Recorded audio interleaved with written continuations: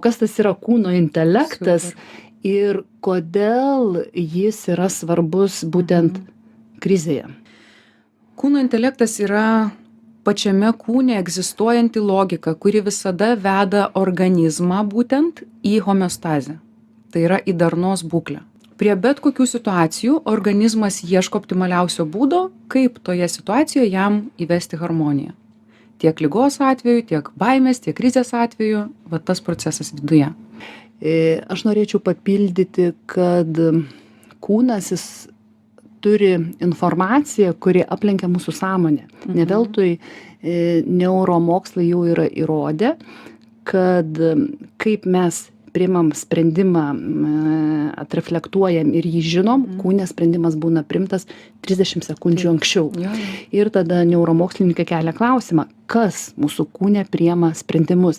Tai man yra, paantrinu tau, tai yra ta kūno intelektas, kuris žino, kas toj situacijoj mums yra geriausia.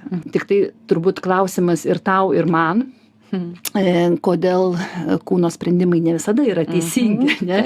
Mūsų kūnas tam tikrų dalykų neatskiria nuo realybės ir proto veiklos.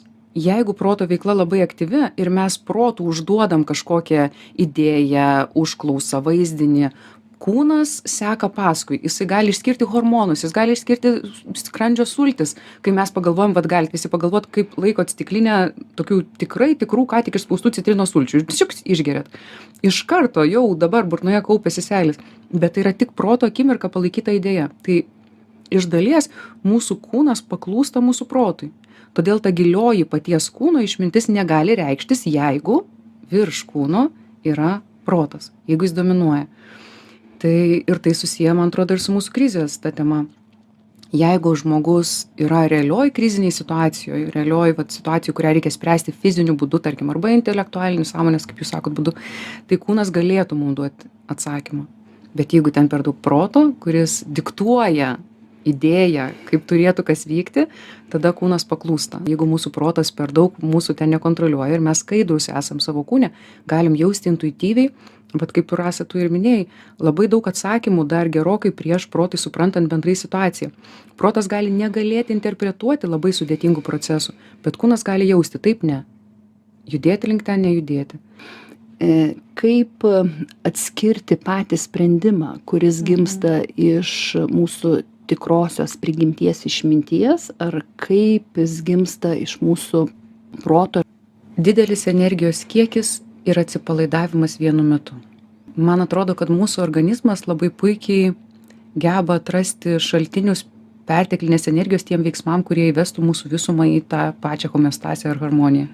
Ir jeigu mes va tą kriterijų stebim, kada kūnas sako, taip, čia yra daug energijos, kur mažai, tai mes ir pasikliaujam kūne esančią tą išmintim. O kitas tai tas atsipalaidavimo veiksnys arba tas plėtimosi veiksnys, kuris nurodo, kad energija nėra atėjusi iš proto mobilizacijos, nes protas irgi gali iš mobilizacijos duoti veiksmui tą spyrį tokį postumį. Tai atsipalaidavimas ir energijos perteklius vienu metu. Priimkit kūną kaip išmintį. Neatstumkit, neišmeskit, kūnas ne tik transporto priemonė protui.